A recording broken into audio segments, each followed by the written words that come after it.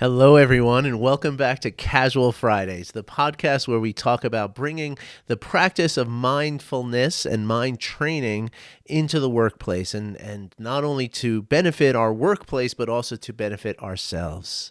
And of course, as we bring this benefit to the workplace and to ourselves within the workplace, we ultimately, the same practices that we use to do this will then sort of ripple out and radiate into every area of our life. Talk about work-life balance, folks, right? That's what I'm talking about here. Anyway, welcome. I'm glad you're here. I'm glad I'm here. I'm glad we're here together. And I'm really excited to talk to you today because I got something very exciting to talk about. And so let's just jump right in. The other day, a week ago, every Wednesday night, I do a guided meditation. Okay, it's completely free, and you are all invited. If you want the link, just hit me up with an email, and I'll send it to you. The email address, again, is art@artburnscoaching.com. This free meditation, it's a small group. We, generally speaking, have maybe anywhere from like 4 to 8 people showing up on any given week. It's nice and cozy and nice and small. Very, very sort of, the people who have been in there, some of them have been in there for a couple of years, and it's been really fun to like sort of have this sort of core group that then, gets new members here and there, and it's really exciting. And so, again, you're all welcome to come.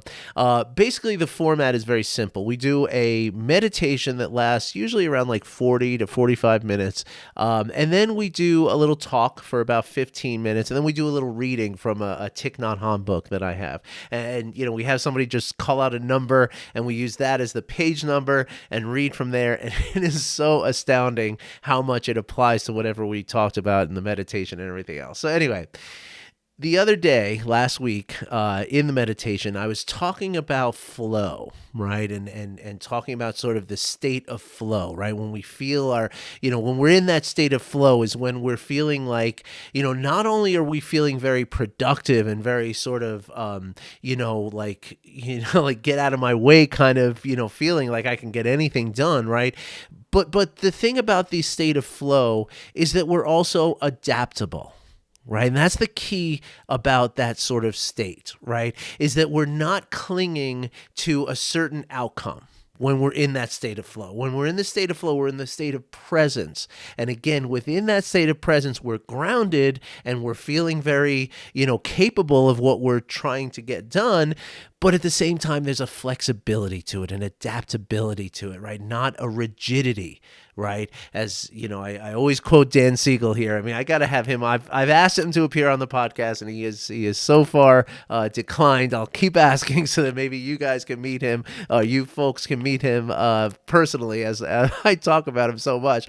But anyway.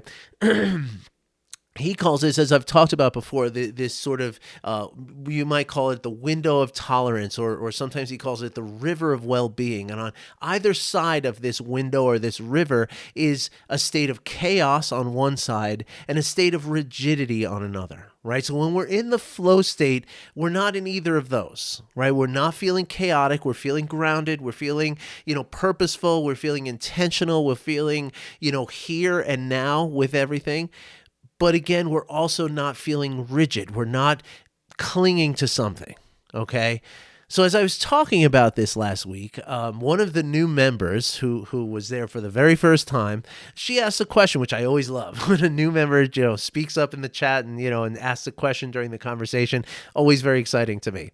And so what this person asked was, she asked me to talk about, how this concept of flow, right, which is really the concept of mind training that we talk about, or mindfulness, right? It's really, that's what it's about, right? It's about being grounded in the here and now, not chaotic, not loosey-goosey, not along for the ride, but being, intentional and present and purposeful in what we're doing, but at the same time not being rigid or clinging or being aversive to anything that other than what we believe is in the here and now, right? And so she was asking, how do we, reconcile this concept of flow or mindfulness, acceptance, and letting go, and all this? How do we reconcile that with the concept of goals and goal setting? And I think that's a really amazing question. I think it's a really awesome, awesome question. And unfortunately, I didn't get to answer it. I was still in my my meditative mind. Like just got done for 45 minutes of meditation. So I brought up like Taoism and the water course away, and water doesn't ever, try to push anything out of the way. Water goes around and yields and is soft, but yet the Grand Canyon was carved out of that process of water being yielding and soft, right? And so obviously, I mean, that's all true. I don't take any of that back, but I feel like I didn't give a full enough answer. So today I'm here to answer this person's question for you, because I think it's very important. I think it really, really applies to the mission of this podcast, which is to bring the concept of mindfulness and mind training into the workplace. Okay, because the workplace is all about goals. It's all about schedules. It's all about benchmarks. It's all about profit and loss and outcomes and all this stuff that sometimes might seem antithetical to the concepts of presence, acceptance, non-judging awareness, and letting go. It seems contrary. It seems antithetical, but it is not. And in fact, it's the opposite. It's actually very, very much a part of one another. And the work that we talk about here in this podcast, and the work that I do professionally with individuals and organizations alike, is not only is it not antithetical, but it actually serves the goal.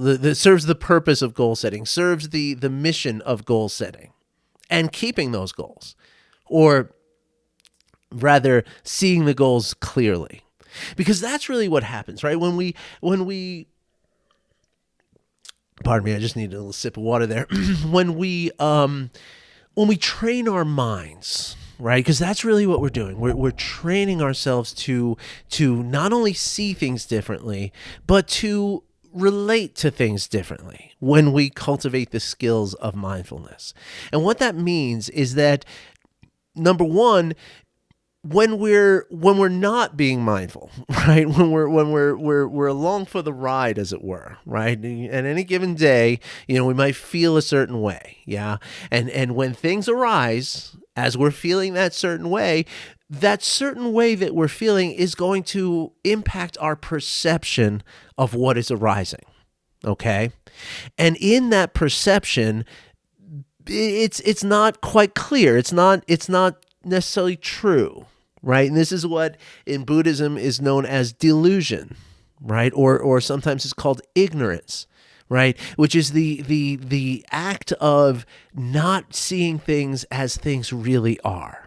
Okay, because, and as I said, this is really, when we're not intentional and we're not doing the work and we're not training ourselves to do this stuff and developing the skills that we talk about here in this podcast, what we're really doing is when I say you feel a certain way, right? So let's say a morning that you woke up and you didn't get that much sleep last night because your neighbors were up all night like mine were the other night, and you're not feeling well, for whatever reason. But let's say it's just from a lack of sleep, right?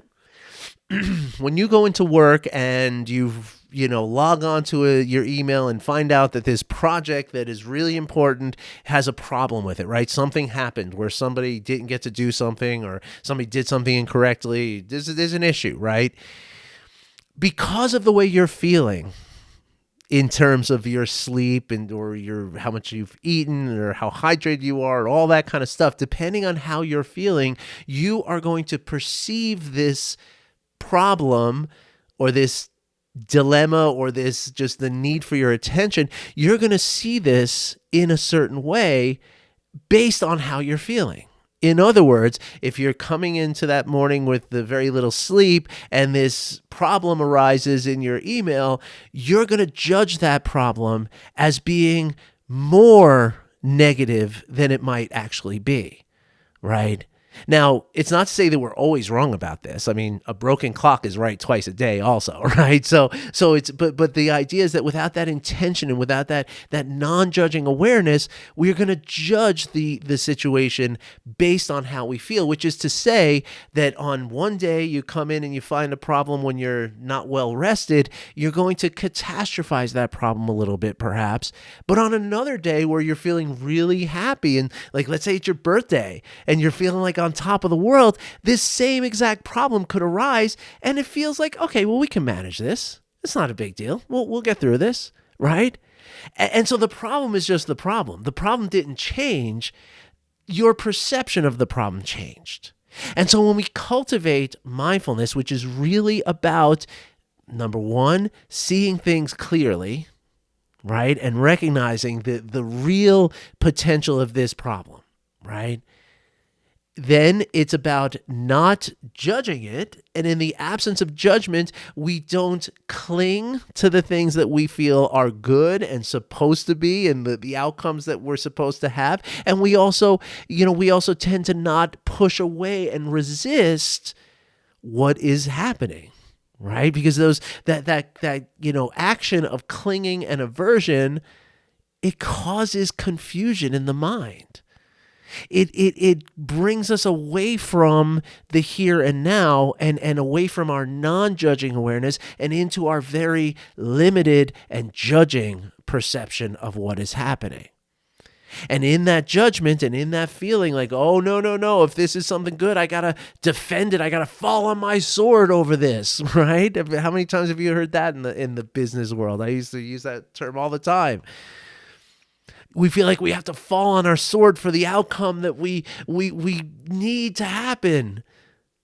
Or we, when a problem arises, we feel like, my gosh, this is the worst thing that could possibly happen, that there's this problem. No, we can't have this problem. This is terrible. This is the worst thing. It's taking us away from our goal, right?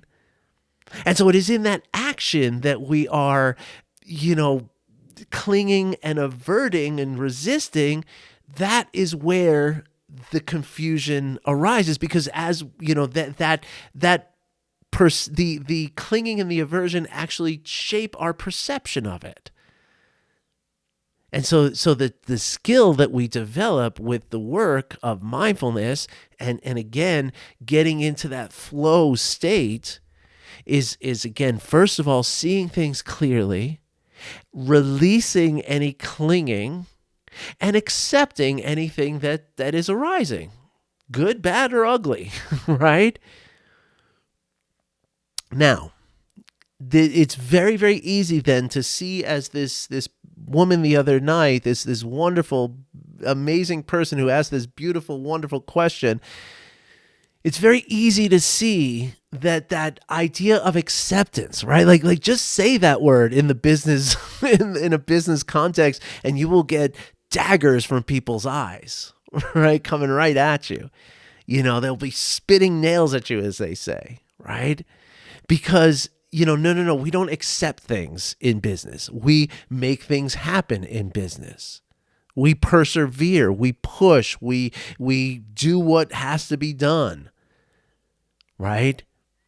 And so the idea then of acceptance is, well, first of all, it's very important to understand, what does that acceptance mean, right? It doesn't mean that if a project has a problem with it, we say, oh, well, I guess the project's over. Nothing we can do. We got this problem. Let's move on to the next thing. That's not at all what we mean by acceptance. What we mean is that if I accept that this problem has arisen, if I accept that this is exactly what is happening right here, right now, it allows me then to turn towards this problem, this difficulty that I'm experiencing, and to look at it fully and clearly, without fear, without resistance. And that allows me to access all of my creativity and all of my logic and all of my skills to solve the problem. Okay?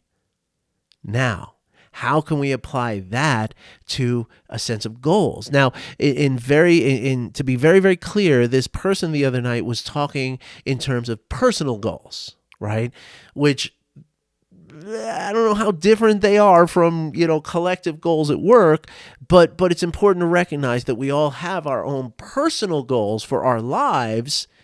And we also have, sort of professional goals as a, project by project basis, or just the idea of making enough money to pay the rent every month, right? Like that's more of a collective business goal, versus a personal goal, which might look more like, by the time I'm 35, I need to have that kind of house. I need to have this kind of position at work. I need to have this much money in the bank, and I need to be married, or whatever it is. I need to be to have traveled to these countries, whatever it is, by the time I'm this old, right? That's a personal goal, or a set of personal goals, which might be a little bit more convoluted than they need to be in my explanation. But the point is, right, that when we set these goals, right, let's say by the time I'm 35, I want to have a house that's got a garage and extra bedrooms so that I can have kids and that kind of thing, right? That goal, right, is what mindfulness allows us to do, and what being in the flow state allows us to do, is to see very, very clearly not only what that goal is, but also where that goal comes from, really where it comes from. And this is very interesting, okay, because a lot of times what we say is, I need to have that big house. I need to have that certain kind of car. I need to have that membership at the country club. I need to, right? I got to have that stuff. So so when we're in that flow state and we're really present with non-judging awareness, it allows us then to ask the question, why do I need that house? Why do I need the car? Why do I need the country club membership? And it's not necessarily even that we're asking that as an active, conscious question, but instead it's more like we're questioning it as we go, moment by moment. We're bringing that non-judging awareness, that clarity, that objectivity to what is arising when we think of that goal, okay? The house, as I say, right? And then it allows us to then explore and investigate what it really means to want that house. Because what we're really talking about in almost every circumstance, anytime somebody says, I want that, right? What they really want, and I'm not saying they don't want the house. I mean, I think a lot of us want to live in a nice house and we want to be comfortable and stuff, right? And there's nothing wrong with that so much. But to say that that house is what I need by this certain point in my life, what we're really saying most of the time with that statement is having that house at 35 years old is going to make me happy. And that's why I want it. That's why I need it. Now, desire on any form, on any level, is a form of clinging and a form of attachment. Now, this is a concept that's very deeply rooted in Buddhist teachings, but it's just, it's just matter-of-factly true. Right? That any time you have this desire for something, you are now clinging to that idea. Now, the problem with that is that now everything else in your life becomes, in the service of this thing that you're clinging to. Let me try to explain that, okay? If we believe that if I'm clinging to the idea that this house is what I need in order to be happy, well, then the belief becomes, if I don't have that house, then it is impossible for me to be happy. Now, here's the thing, folks, and I'm sure you all see this coming from a mile away. This is not true, right? The things that make us happy are never the objects out there. I mean, yes, they bring a temporary sense of joy and satisfaction, right? Like even getting a new pen or a new notebook brings a certain level of, oh, this is nice. I feel good. Yeah. Right. But how long does that really last? With a pen or a notebook, it lasts, maybe a few minutes, right? With a new phone, maybe it lasts like a week or two. With a new car, I don't know, a few months. With a house, a year or so, maybe. But at some point, because we're connecting our happiness with this quote unquote goal that we've set, when we reach that goal, the happiness is short-lived, and therefore we must come up with something else to strive for, to reach for, to grasp onto. And really what's happening ultimately is the grasping itself is actually diminishing our happiness. It's blocking us from being truly happy because our happiness is conditional, it's transactional. And happiness is never really conditional or transactional. In fact, happiness has as much to do, and this is where, if we were in a business boardroom, people would be throwing pencils at me for saying this, but what is really true is that happiness is as much about accepting what it is that we do have rather than believing that we need to get something else to make us happy. In other words, it's acceptance, right? And when we talk about in the work of mindfulness and in the work of getting into that flow state, right? What we talk about, and this is specifically true in Buddhism as well, we talk about is not happiness, but we talk instead about the conditions for happiness. Because the truth is that yes, you might have a hard time in the house that you're living in right now. Maybe it's not the best neighborhood. Maybe the neighbors keep you up all night. Maybe, the walls are thin or the windows are drafty or, it's a long commute. Maybe, all that stuff, right? All that could be true. Okay. But the reality is that as we are clinging to the idea that we need a different house in order to be happy, we're actually creating more unhappiness. We're blocking ourselves from the conditions for happiness. Neighbors can be talked to, right? Windows can be fixed, can be insulated, a long commute can be, we can use that time for something constructive, right? There's always a way to look at the current situation. And this isn't to say like, oh, just put on a smiley face and everything will be fine. It doesn't matter where you live. That's not what I'm saying at all. I'm not saying don't buy a beautiful house if you're able to buy a beautiful house.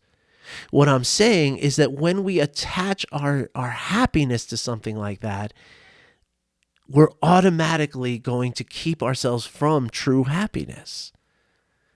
And again, the issue then is we ask ourselves when we're setting that goal of I need to get that house by the time I'm 35 years old, what the function of mindfulness is to see ourselves saying that, but really meaning I want to be happy by the time I'm 35 years old, right? Which then is like, well, why not just be happy now? Wouldn't that be better? We think we could try that? Because if I bring myself to a place of if I recognize that it's not the house that's going to make me happy, but that what my striving for the house is a striving for happiness, well, then I can explore what it really means for me to be happy. What is really going to make me happy? Because sometimes, even if we believe it's the house, we find to realize that it's not the house that was ever the thing that was going to make me happy. And in fact, again, what we do in that sort of striving for that material external satisfaction is that we're creating ourselves sort of a carrot and stick kind of situation on a treadmill, right? Where we're always going to set ourselves up to have something to reach for. We need that something to reach for because we believe that that's where our happiness lies. But instead, if we can work on what does it mean to truly be happy, well, then the whole goal situation changes. And again, it doesn't go away. I have lots of goals in my life. The difference is that I'm not clinging to those goals, and I'm open to the idea that maybe I was viewing those goals from a state of delusion and ignorance, and maybe there's something I can learn that's going to change the way I feel about those goals.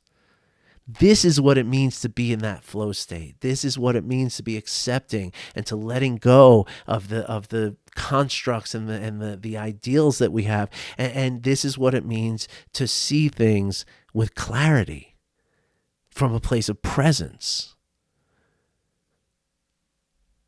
So I hope this was helpful. I hope this resonates with some of you. Okay, because again, the real, the real issue here is, it's all about bringing, a critical thinking.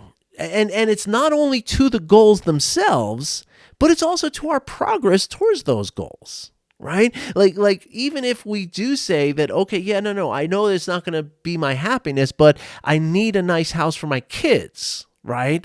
Like that's a completely different thing. Although, again, it's the same process. Are the kids, do they really need the new house for their happiness? Maybe they do, maybe they don't, right? But it's the ability to think critically about it and to examine it with that critical thinking that determines the truth. And then, even if we do decide that, yeah, I get it, it's not about needing, but a nice house for my kids with a backyard and everything like that in a nice neighborhood, that's important for me. That's important to my values. Nobody can change that. Nobody can, condemn you for that. That's not what we're talking about here with attaching your happiness to it. Okay, so if it is part of your value system and it's something that you feel is important and a priority in your life, that's fine. Then the next thing comes is that, and again, it's very tricky because if we might believe that we're saying that it's just important, but maybe we're fooling ourselves. And actually we are thinking that, this is just the happiness, right? And so it's really about digging in and finding ourselves and bringing that awareness without judgment. And then we can more accurately even measure the progress towards the things that we want. Right? Because again, once we are clinging to this idea that I need this house for whatever reason, whether it's my happiness, my kids' happiness, whatever, as soon as I believe that I need that, then my mind is going to look at my progress towards that thing in a completely different way. And most of the time, my mind is going to see it in a negative way. It's going to see you're not close enough, you're not doing enough, you're not good enough, you're not worth it, you're a horrible person, you're failing. And a lot of times that is just not true. And I see this daily in my work as a coach, right? I meet with people all the time who say, I'm just not doing it. I'm so not making progress. I don't get it. Why is it so terrible? And I just ask a few simple questions and all of a sudden, wow, I'm doing so much better than I thought I was. I am so much further along than I perceived myself as being. That's amazing. And all that is, the difference between believing that I'm just a failure and I'm not doing what needs to be done and recognizing that I am further along than I thought, is the difference between non-judging awareness and unconscious, just unconscious living. Let's put it that way. I hope that makes sense. All right, everybody. This has been a great Casual Fridays. I hope you enjoyed this. I know I did. In terms of practices for this, it's really just the practice of mindfulness, right? As we practice mindfulness, all of these, the delusion, the clinging, and the aversion, they just start to fade away. Okay, so and part of the practice of mindfulness is asking ourselves time to time, what can I accept right now? So that could be a great practice for you to do now. 3 or 4 times every day, just pause for just a moment. Bring some awareness into your body, perhaps your emotions, maybe even check in, what's going on with my mind? Is my mind bouncing all over the place and that kind of stuff? And then just ask yourself, in this moment, right here, right now, Is there something that I need to accept? Is there something I'm not accepting right here, right now? And again, acceptance doesn't mean, oh, well, I guess I'm never going to get a nice house. It means that right here, right now, this is what is happening. Despite what I believe and what I wish for and what I want and what I desire and what I'm attached to and all that stuff, this is what is. That's what acceptance is. And the more we can do that, the more we form this critical thinking in our mind. All right, so give that a shot this week and let me know what you think. All right, thanks for watching. Thanks for listening. I wish you well. I'll be back again next Friday. Take care.